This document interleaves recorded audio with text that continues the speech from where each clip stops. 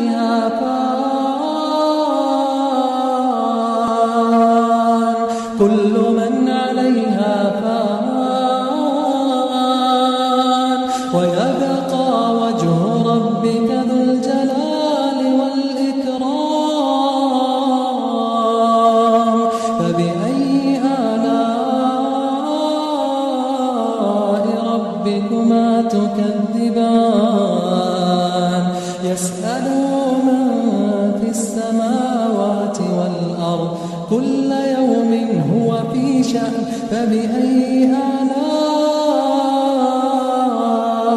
ربكما تكذبان سنفرغ لكم أيها الثقلان